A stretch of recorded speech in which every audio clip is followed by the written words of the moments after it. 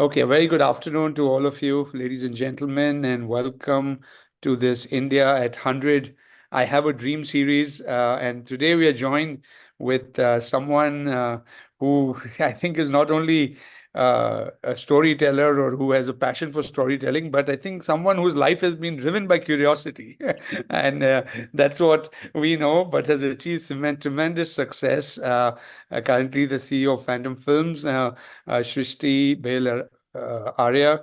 Srishti, thank you for being part of this conversation. And, as we were discussing sometime prior to this, this entire discussion is around, having a dream. It's really about telling a story and then, a country actually working together to make that story come true, and I think that's the best way for us to describe what we believe is a very powerful vision for what India can be in the next, 25 years or India at 100. So you're the perfect person for, to help us dream, help us put different aspects of a narrative for a country as diverse, as complicated, but exceedingly important today in the global context, India, and its journey over the next 25 years. So thank you, for joining us here on this conversation today.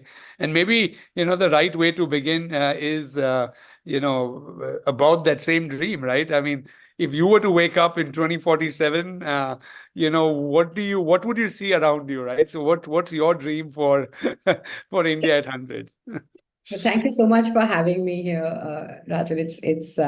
It's very exciting, and it's always exciting to kind of build dreams for ourselves. We're a country that is not only got a very bright future, we also have a lot from our past that we can take forward. And we've always been at the forefront in a lot of ways in our industry, that's media and entertainment. We're a land of dreamers, and now we're about to find ways to make our dreams come true. So this is an extremely exciting time that we are in. We're seeing a lot of growth, we're seeing a lot of opportunity, and really honestly, it's all up to us about where we can go with this. There's no end to dreams, but I feel that to be able to tell your stories in the best possible form. We say that we are kathavachako ka desh hai hamara. We've always told stories, and coming from my industry, it actually allows you and empowers you to share your stories, not only with like-minded people, but also people who are from different walks of life, to bring joy and entertainment in people's lives, and to empower them to see what the possibilities are, factually, as well as in non-fiction, in fiction, and how we can tell our stories to the rest of the world, because I think it's about time, given the kind of talent that we have in this country. So my dream would be to take Indian stories across the world in an accessible manner, so we can share the wealth that we have of knowledge and of ambition and of dreams. Yeah, no, I think very, very powerful. And, and as you take these stories out, you're also taking a large industry. I think media and entertainment is such a large global industry, Srishti, today, and getting exceedingly and even more important, with the digital revolution, with, personalization of content, UGC, so many changes happening, and content consumption is driving behavior, shaping mindsets, doing tons of things, right? So as we move, over these next 25 years, while we take the stories out and all, where do you see the industry, going? So how important would, say, for example, India's media entertainment industry be? What would be some of the areas where you see that India can get leadership, over these next couple of decades? Rajan, I'm a very optimistic person. And the only thing that's changed with age for me is there's an adjective added to that optimism, which is caution. So I'm cautiously optimistic, but I don't really see any reason why we cannot be leading across all sectors, given that we are all brought up on stories, whether it was Dadi Nani ki stories or the epics that were being told to us in different forms. We've had through the ages, the Mahabharata, the greatest epic, was actually narrated to us, which is a form of communication. We've also had one-person street plays. We've had big theater productions. We moved into film over 100 years ago, and what an effective industry we've built in that sense. And I think now we are producing hundreds of thousands of hours of content across television, across streaming and feature films. And now we're now seeing a growth and a thriving of the live events industry as well. So I'm very optimistic about live events picking up in a very big way, going across. And of course, we hope to lead into eventually the metaverse, which I know right now is kind of, people have their doubts about, but in the land of dreamers, I can't think of a better environment to eventually grow into. And gaming is on the up where we are concerned. But I think the most important thing that we have as in the potential of our business is that we have a very robust culture of storytelling. We have a very robust history, and we have a lot of culture to share out there with the rest of the world. So this is an opportunity to not only educate our own people, but also educate beyond in the most entertaining of way. And we have so much talent in this country that we haven't, I believe, genuinely believe that we haven't even touched the tip of the iceberg as far as the talent is concerned. And digitization is leading to access points increasing. There's a Yeah. certain democratization that is happening to content at the moment, because people have access to be able to tell their story in any particular way that they would like to, whether you pick up your mobile phone, whatever mobile phone you have today, and shoot a video. People are learning how to do their edits. There's podcasts, which is on a very big rise at the moment. I feel radio is never going to go out of fashion. I think we're cutting our cords the slowest. So there's an opportunity for us here to be able to find the best way to tell a story, and then find the medium to put it out there as well. So it's a matter of time when we look even at, say, I would say Korea, and the way that they built out, and they are now, occupying a place in the mind space of people who are outside of their country as well. That's where I would like to see the media and entertainment business go. And of course, a confluence, of the global best practices and ours as well, because we have much talent, as I keep saying, and the opportunity for them to have exposure to other ways of working from outside the country is going to help. We have fantastic locations. We can have an influx of people coming to work with us, which we should be having. And I think now we're trying to work out policies by which it makes it much simpler. We are offering a lot of SOPs. So, I think this is just going to become one, optimistically speaking, a very, a global village, so to speak, wherein we are all there to kind of produce together and make together and share our stories, not just watch them. Yeah, I think this is a collective meeting of optimistic mindsets, and I think there couldn't have been a better time for us to be optimistic about India. Given the kind of recognition we are getting on the global stage, seeing how new mediums of engagement, what you rightly said. So one of our group companies, Jetsons is into video gaming and music, and all of these are mechanisms to tell different stories. Even today. And on the global stage, what we see today is largely stories told by, the West or, the East in Korea and Japan. And I think it's time for us to shape that global mindset, right, through narratives and stories coming from India. But, it is still always a little chicken and egg, right? Because we have the talent pool, we have that. But still, when we look at ourselves, as a percentage of the larger global business, right, we do seem to fall short. So if we were to turbocharge, accelerate, that what would it take? I mean, what's missing, right? Of course, government policy to promote, is there stakeholders need to work together. I don't know whether the private sector needs to consolidate to larger companies. I don't know. Do you have any thoughts on what could be ways in which we could unlock the true potential of India, as we move forward, particularly if we say we want to be this global hub of storytelling and this entire creative businesses and creative industries piece, which is exceedingly getting more powerful with AI and all, as the things that will probably stay more relevant, right? So what are some of those things in your mind that we can do better than what we are doing, or some disruptive ideas that you might have? My belief, and unfortunately, it's a disruptive idea in a way to speak, but it shouldn't really be, is about, taking people along. Mm. What we don't have is that we don't have the ability right now to allow everybody to have access to information about the opportunity. And we are working in silos. What we really need to do is to come together and to share our information and knowledge with each other, formalize a lot of things. We're still not formal as far as a lot of the content creating sector is concerned. It's still working very informally. The entry points are heavily barricaded at the moment. For somebody to break out from outside of the business is quite prohibitive.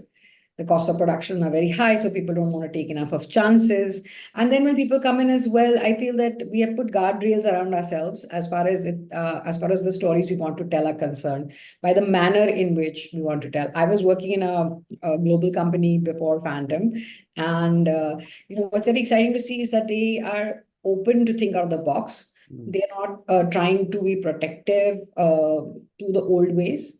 And I feel that now, with India being a young country, in terms of our people, we should empower them to think out of the box and not be so afraid.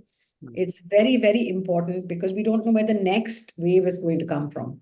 In a lot of ways, I believe that we are quite saturated in the manner that we are performing right now. And it's going to be something that comes and blindsides the old gods, so to speak, and completely breaks out and takes India to the rest of the world. But I must tell you one thing, Rajan, the thing is that as a country, we have been so self-sufficient because we have such a robust culture of storytelling that Mm. we have been able to have such a big industry created purely by looking within ourselves. And I do believe that as much as we need to travel westwards or eastwards or globally, we also need to penetrate more within our country. I do feel that we haven't, we are literally at the tip of the iceberg as far as reaching all our own people are concerned. So it's a journey that's got to go inward as well as outward, but there's no better time to do it. Yeah, I know. And the Bharat play, so to say, is as complex, if not more complex than a larger global, because we have so much diversity just within our own country in terms of preference, in terms of the kinds of stories that you hear. While they might have, central themes that are common, and I think those, the victory of good over evil types are there around the world. But the nuances of storytelling in different parts is so different, right? And I think that also is an opportunity because as we transition from India at 75 to India at 100, one thing is certain: we are talking of a much larger economy. We're talking of a $30 trillion plus economy being created, large consumption power coming within India. The world is looking at India, right? And many a time we feel that the best way for an Indian company to to showcase its growth is to go global, right? Which is, of course, an important part because, the monetization, the realization, the acknowledgement, the best in class kind of practices, which many of the large global companies have had, get transferred in some shape and form. But I think the opportunity sitting out of India, as you rightly said, is also within and outside. But, you know, to me, this is really our soft power, right? In a way, as and so this industry truly represents that. I mean, there are multiple soft powers, we can say sports and tourism, and but ultimately the cultural power or the storytelling power of showcasing all of that, the media and entertainment industry will leverage. So do you think there's something we can do better when it comes to asserting our soft power globally? Also you mentioned something that people are not aware, right, in the early part of a conversation. So do we need a better media, probably communication pitch for the media industry itself? Are we not, is this industry itself not doing a great job about the industry, or what can we do to combine the soft power of India, promoting the media industry both within India and globally, right? Any thoughts around that, or anything that you have done in your career that stands out? I do believe that we can do better at educating people. This is Mhm. another business, but because it's so opinion driven, and Mm-hmm. it's very subjective, the industry, in terms of telling stories, whether it's theatrical film, or you're talking about digital and streaming, or you're talking about satellite television, or a play, or a live concert. It's all very subjective. So we haven't yet been able to kind of formalize, except for a very few institutions that are being able to kind of formalize some sort of education for everyone, and to understand how to use the tools. So oftentimes we find that people are either going west and coming back with those forms, which may not be ideal in terms of building, although there's a great lot to learn from some of the global schools that have been around for really long. But it's very prohibitive for people to be able to access that, especially in terms of costs. The other thing is that because making movies is so expensive, going to movie school is also very expensive. And unfortunately, we are not spending enough time developing writers, and we're Mm. not developing enough of time with the sort of unskilled labor part of the business, which is a huge number of people that come below the line, which are like beyond just the actors and the writers and the directors, producers, or all the HODs who are well known. We employ a huge amount of people who work behind the scenes, Mm. and most of them are unskilled. They are, well, the numbers are so high that the cost of productions are really high, but I don't know how competitive they are in terms of other people coming into into their businesses on that entry level. So we have a big gap over there, which I feel really needs to be filled.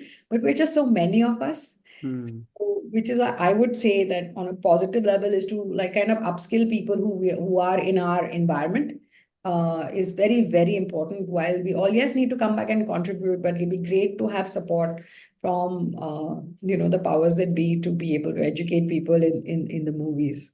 Yeah, I think it's a collective effort between private sector, government, and maybe several, livelihood enhancement initiatives that are currently going on in India. One of the big agendas around even the last 15 years of India's development, which CII led, before India at 75, was to build the right skills in, the capacity and human capacity within people in India, because we are the youngest population, the world is aging, and we are seeing the rise of, the Indian across every sector, right? You look at not only in technology, but you look at doctors, you look at, professors.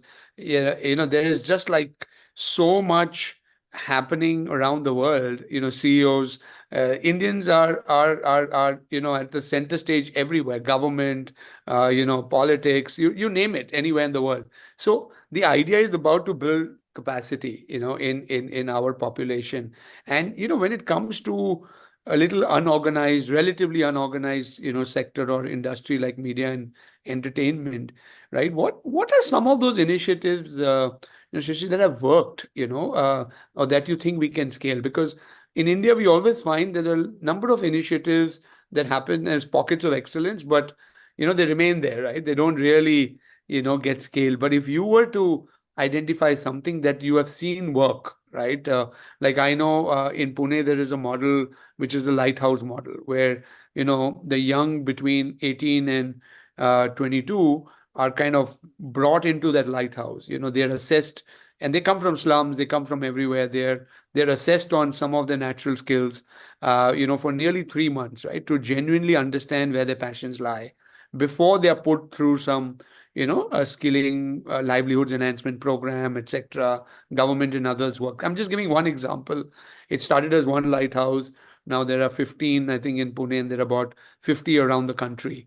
And CII's India at 75, platform actually led that initiative 15 years ago. But it's taken a long time to come to this level. But now, pretty much every month there are 3 4 lighthouses being added in India, right? So the first one to the second one took 2 years, a year and a half, but after that, today we're adding three a month, right? So it takes time for a lot of these things to happen. But like this, have you come across some skilling kind of initiatives, particularly in media and industry, that you think can be enhanced? Because the good part about CII and all of us, what we are trying to do is align the role of the private sector around priorities that are important. Then it doesn't matter which sector, right? But it is about building capacity. And what you say, if this is a gap, that will not enable us to probably become as powerful globally as we would like to be. And I know in media entertainment there are multiple skill sets, right? Like what you said that are needed. Right from a caster to a production to a boy to a light boy, and each person has a ability to become better. So, is there something that has worked in your career that you have come across that we can take up collectively and do more with? There's been a natural sort of an growth that happens in the film business in certain pockets, right? It's really nowhere close to optimal, but we do see a lot of growth. I mean, there are people who get to grow within their business by just taking initiative. But since we don't have very clear, and by this, I mean that the whole kind of what we call below the line workers, which is a very large, in fact, the largest part of the labor force that we have. But I'm just wondering, it's just like really complex because when more people think about films or they think about any sort of content, they first think about the actors. And then now they go to the directors, and now there's this beast called the producer that they talk about. And I'm very pleased to know that you could name, Sparks and Boys and spot lighting people and stuff like that. Not many people know how many people go behind the scenes. So there's so much of disparity that to kind of knock it off in just one go is hard to contextualize. Also, we have to create a situation where people can have dignity of labor and want to stay where they are instead of thinking that they have to transition into something to become more valuable in the system, because everybody down the chain is extremely valuable and they bring a lot. And it's only, filmmaking. And by filmmaking, I mean series, documentaries, concerts, anything in our business per se, is the only collaborative art form in the world. It's not a solo process. It's something where everybody has to do their bit and come through. But there is a lot that is happening. We are skilling up. We have moved a lot down the road, like even in terms of just from the equipment, the people operating the equipment. There are assistant cinematographers who then grow to be cinematographers, and there is exposure with the advent a while ago, but of video cameras, you can video playback systems, you can actually look at what is happening. So people are learning on the go. There's still a lot of formalization to do, but I think slowly we're going to get there. Yeah. So one is, the employable workforce that comes into this. And second is, the consumers of content, right? I think there is a large, I always believe industries like, these like films and, content actually have the power to transform lives, right? Because we've seen that historically, whether it's raising patriotic emotions, whether it's bringing better mindfulness, whether it is changing, the way you behave in society. I think there's tremendous power. Again, is that happening? What can one do to see how that can get unlocked? And now, it's also getting personalized, right? So, we run one of India's largest mindfulness content platforms where, there is a pretty much an affirmation which is different for each person or each individual, or a meditation that's different basis, where you are in your life, etc. So the ability to personalize content to transform lives is a big theme, I think, globally also that we are seeing, happen. So how do you see India playing a deeper role there? And, as you rightly pointed out, just within India, there's such a large opportunity. So how do you see some of that stuff playing out? Uh, that's a great question, because it's a little bit, again, like I'm saying, like you were mentioning earlier, chicken and an egg in that situation as well, right? Because you do have to educate the recommendation engine to kind of put stuff your way in terms of what it is that you choose. But when you go to the cinema hall, you choose to go leave your house, go buy a ticket and go and watch that movie. So it kind of, the more people want to watch a particular kind of content, the more kind of content is created, because at the end of the day, it's not show, it's show business. But look, the beauty of India is its diversity. We are so many Indias and yet we are one. So when we speak globally, we kind of people tend to think of us as a monolith. So if they think of us as cinema, there's just one kind of cinema that they expect us to do, which is all song and dance. And uh, I forget right now who was the director who said that we are the, in the circus of global films, we are the clowns. Hmm. But that's something that we've been assigned to. But there is a lot of diversity in the kind of content that comes out as well. While the recommendation engines and stuff will help put it in front of you, it is a responsibility of the audience also to click on it. Yeah. So I think that overall, as we grow, there'll never be that one kind of content that needs to be put out, because everybody's story needs to be told. Hmm. Whether it makes us comfortable or uncomfortable. That's what they say about art. It doesn't have to look good. It has to make you feel something. And it depends on what you feel at that moment in time. What are you looking for? Are you seeking comfort with a familiar old film? Are you looking to be challenged by a new age storyteller's version of an old film? Are you looking to be, just engaged and entertained with your whole family when you can throw popcorn at the screen and laugh at the same jokes? Or do you want to sit by yourself and have a meditative experience in terms of watching a show or a feature or whatever it is that you're doing? This is the beauty of the media and entertainment business, because while we're entertaining, we're also aiming to educate and engage and, empower people in a lot of ways to tell their own truth.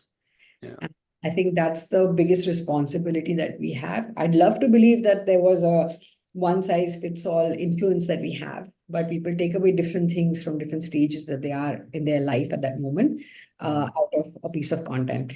So that will always be more of the give and take that between the creator and the consumer in this case. But Yeah. yes, the soft power is tremendous. The likability is tremendous. The larger than life, living out your fantasy on a big screen via your favorite hero or heroine or your favorite storyteller now. As it's very delightful to see that there's fandom to directors as well now. Yeah. And that's just going to empower more and more people to come out there and speak their truths. Yeah. No, I think you've put it really well, the range of human emotions, and we change so much through the day. It just gives so much of an opportunity to impact their lives, and impact eventually will lead to some form of transformation. And therefore I think it's a very critical role that the industry plays in shaping society itself, right? And today on a global stage, India has the opportunity to probably in some shape and form shape society globally, right? And I think one of the ways it happens is greater recognition in international film festivals and others, and we are creating content that is resonating with consumers probably around the world. So I think very interesting to think about the future in that manner. Of course, eventually, by India at 2047, probably we should have the largest festival that the world is coming to get recognition Before for that, their work. way before But that. but as we get there, how do you see the Indian films and their participation on the international stage, getting more prominent? What can we do? Is that happening at the pace that you would like to see it? Any thoughts around some of that stuff? Yeah. I have slightly controversial thoughts around that, actually. Most of the festivals that we are consequential are also film markets. So Uh, it's going there to put your film out there, not just to get dressed up and go on a red carpet and to get your picture taken. Your film actually needs to resonate with the buyers out there to be able to pick it up and take it, because that's true success sure. uh, from the festivals.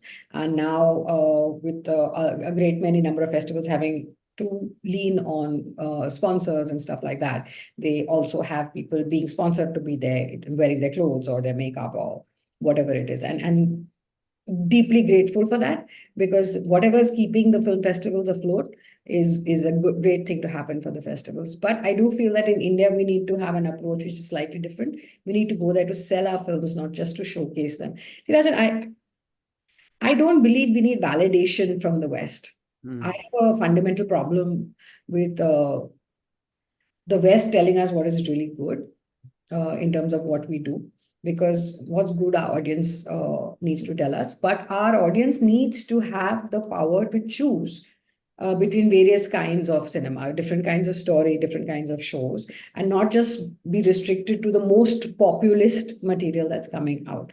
So we do need a lot of support for the smaller filmmakers who speak more to the European ethos or are able to be more comprehensible in their storytelling style that tend to go to these festivals. And those filmmakers generally don't find too much of funding and too much of support because we're so busy, just trying to in a lot of ways make ends meet and look at everything more commercially than to look at it for artistic fulfillment. We have the capability, but those films need a lot more support. And I don't think it can be left entirely up to those creators itself to be able to do it. It's very expensive to go to France or to go to Toronto, stay there with your cast, make sure that they're all dressed, get everywhere, do everything. And the returns on that, unless you actually go and sell your movie there, uh, it's Yeah. it's a vanity project if you can just afford to go there and not make anything happen.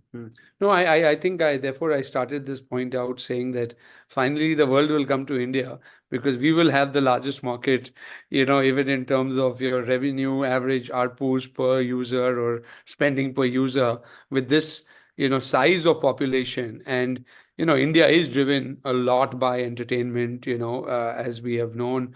To my mind, I think the world is envious of what, say, Bollywood has created and now regional movies and theaters and all that are creating, because it's very hard to do that successfully and to do it, what you rightly said, in a very frugal, innovative manner, right? And the kind of things you will see happen in India only happen in India, right? Especially to deliver a great product or a great experience to an end consumer and do it at really low cost compared to anything else in the world. So I think definitely over the next decade or two we'll see that getting the right attention, that it deserves.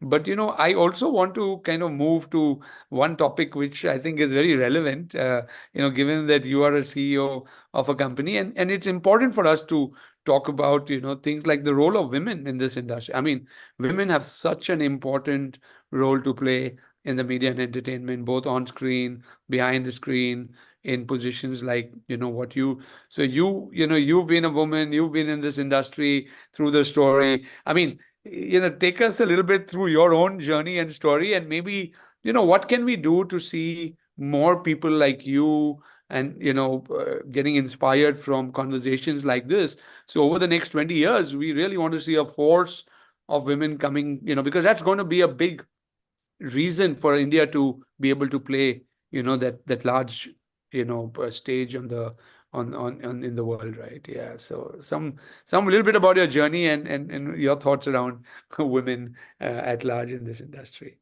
So, when I started working, it was 1990. I was 17 years old, and my father had just passed, and there was a film that had to be done, and which had to be finished. So I became a producer really young, not necessarily out of choice, and ran the whole sort of production with a very like older sister Didi kind of touch, which I'm afraid is not completely left me yet. But it's been a very interesting journey over the last 34 years of watching the role of women change. Because when I started working, there would still be a time when I remember a leading man, who, by the way, is still a leading man in the business, although the heroines have all changed, would ask me a question. I would ask a question of my younger brother, who was at that point 15, and I would give the answer, being the older one, and he would still keep looking at my brother and asking the next question. So from there to come to a point when one has actually had a negotiation with the same gentleman, whether he remembers that moment or not, it's been a long journey. So look, the business was such, it was very, very disorganized. I think it was only in the early 2000s that we got the status of an industry, so to speak. One started working way before that. And there has been a lot that has happened in this industry has been very open to pot shots, so people have not really been comfortable. You don't hear of too many girls whose parents in sitting back in Ranchi will say, yeah, go join the film industry in Bombay. So there is a certain impression that there is, which I'm very happy to see is cleaned up to a very, very large extent. It is still a fairly disorganized sector. So there are pockets where there would be less than perfect situations to be working in. However, as much as the number of women have increased on set and in positions of some sort of decision making, we are still way behind. I don't, there are barely any women who get to make movies as compared to the number of men. And every time we talk about the great success story of women, honestly, you get counted on your fingers. I used to be the vice president on the guild, and I remember joking with all the boys, like, am I here because of my gender, or am I here because of my skill? Because there are barely 2 or 3 women in, as producers who are active producers in the thing. So you really have a very small pool to choose from. Uh, Being mindful and being aware of making sure that women get equal opportunities is something that I cannot stress enough on. Mm. It's easy to dismiss anybody who hasn't had, and it's not just gender specific that I'm saying. I'm talking even in terms of access to education. I'm talking about in terms of access to money, access to people. It is very important, Rajan, that we kind of are aware of it once we are in any sort of position of power, because sometimes, somebody needs help to upskill. They may have the talent, but they may not have the language. They may not have the exposure. They may have the idea, but they may not know how to tell the story. And that, you see, often, unfortunately, still happens to women and to people who come from not as privileged backgrounds as some of us do. You Yeah. know. So it's very important to be aware. And I don't believe, see, the beauty of, and the reason that we are a soft power is that because I don't believe anybody who's a true artist or an aspiring artist in the business cannot be aware of another person's emotions, or um, their hunger, their passion, or the lack of privilege that they have. Because if you are an artist of any form, if you are a storyteller of any form, by definition, you'll be open to what other people have to say and how they feel about it if you want to be great at what you do. So there's no better business than this, where we can kind of look within us and, of course, create a safe enough environment, which has happened over the last few years of the unfortunate Me Too. Well, fortunately, the Me Too movement had taken place, and the unfortunate incidents that came to light, I think, has cleaned up the act a bit. So it should give confidence. And hopefully, when somebody walks into the office and they see a woman sitting there, they feel a lot more secure and hopefully feel a lot more heard, whether Mm. that's a man or a woman who walks in. No, no, so important. And I think you're right. This is the industry where, a lot of this has happened in the past, and, it has been challenged, but an industry that has really stood strong on this point, right? I think the collective power, because there is a general belief, in what you rightly mentioned, the Nari Shakti, even at an India level, right? The other Shakti we talk of, Srishti, is the Yuva Shakti, right? And every young person really wants to get into the films at some point in their life, in some way. What's your advice to young professionals who want to come into this industry? Many of whom from everywhere in India want to come into Bombay to make their career. What's your advice to them? I think the most important thing is to find your voice. Okay. It is a hard business to break into. It's a hard business to kind of find the access. But what's not hard today is to make a film, to make a piece of content. You pick up your phone, you put something together, you upload it on YouTube. Don't wait for the way that you have seen things happen in the past. Because I think one of the things that holds back a lot of people is that they try to think about it all in step 1, 2, 3. I will come, I will become an assistant director, then I will become friends with a movie star, and then the movie star will say hello, yes to my film, and then I'll be able to distribute it in this particular way. This is the time of disruption where you can come out with your own unique way of putting something out there. There was a time in which a movie like Lunchbox that got made would have been a no death knell for a director because he's making a film in English. But that film broke out, took India westwards, Or when you say that you look at something that's a deeply internal India story like a Kantara, which is coming out of Kannada, which was not really known for its big blockbuster pan-India kind of movies before KGF, and this really happened. So there's no end to the way that you can communicate your story. We see Chaitanya Tamane, who's come out and now is working on a global stage with a Marathi film. So I think we need to let go of the holy cows that we have built for ourselves about this is how things should be and should not be, and find a really authentic story Because today you don't have to have only one way of doing things. You can do things in a number of ways. And as per the nature of show business, you make something fantastic, everybody will come find you. Yeah. And you have to make it fantastic every time. That's the challenge. Every You time. know, and it's because sometimes, like you rightly talked of the human emotion, there's so much you're going through. So as a storyteller, you expect everybody else to understand the same level of emotion. But if they're at a different frequency or moment in their lives, they don't relate. And suddenly a great product, somehow doesn't get the acknowledgement it deserves. But that's the beauty, right? I think what you rightly said, it's individual stories, it's each person. There's so many different emotions that go get unlocked, and many things that need to happen collectively, to make this change.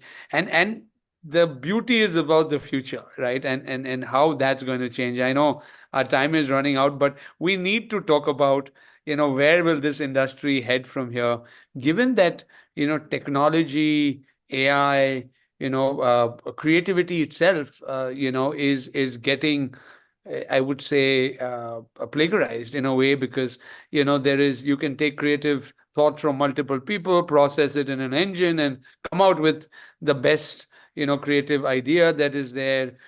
Technologies creating things like deep fakes, where identities are getting misrepresented, and all of these, to me, are going to impact and affect particularly, the media and entertainment industry. So, as I know you are an optimist, I'm an optimist, and we don't, fall for the fear of these things. But, what can be done to correct it? I mean, do you have any thoughts? Does that bother you? Do you think about these things? Is that really a worry for the industry at large, or, will it, take some time before some of those things come up? Also, we see animation and, VFX, and taking a very different level of, outcomes, right? I mean, science fiction is no longer fiction. It's becoming real, and your metaverses and multiverses that you talk of, where you can really be in any world, is any identity, and then have multiple identities. So all these trends, and we touched briefly through the conversation, but we can't close without having a little deeper conversation around that with you. Yes, actually, we should have a full session dedicated to that. Absolutely. We'll But do that sometime. but just like very quickly, it's mostly about throwing out questions rather than finding answers. And sometimes we have to learn to be comfortable with questions without knowing the answers yet, because that's the process that's going to help us grow. Uh, AI is going to, I think, be a huge boon and a bane for our business, especially because the access to certain kinds of technology is going to empower a larger number of people to be able to create the stories that they want to tell people, right? It's going to empower different people to come up front and put out what they have to say in various ways. There is a fear in the industry, so to speak, and I'm speaking very generally about it, is about how the jobs are going to be replaced. I personally don't believe that.